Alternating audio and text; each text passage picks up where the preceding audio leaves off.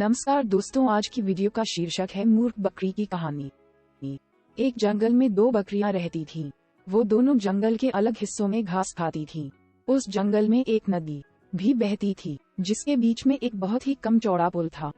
इस पुल से एक समय में केवल एक ही जानवर गुजर सकता था।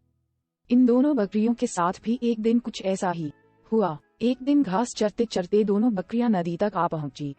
ये दोनों नदी पार करके जंगल के दूसरे हिस्से में जाना चाहती थीं।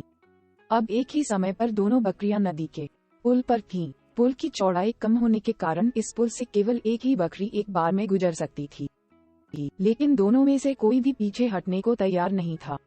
इस पर एक बकरी ने कहा, सुनो, मुझे पहले जाने दो, तुम मेरे बाद पुल पार कर लेना। वहीं दूसरी बकरी ने जवाब दिया, नहीं, पहले मुझे पुल पार करने दो, उसके बाद तुम पुल पार कर लेना। ये बोलते बोलते दोनों बकरियां पुल के बीच तक जा पहुंची।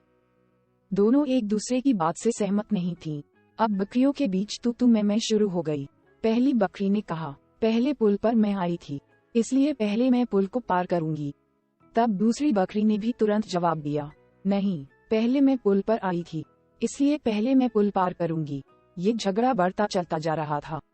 इन दोनों बकरियों को बिल्कुल भी याद नहीं रहा कि वह कितने कम चौड़े पुल पर खड़ी हैं। दोनों बकरियां लड़ते लड़ते अचानक से नदी में गिर गईं।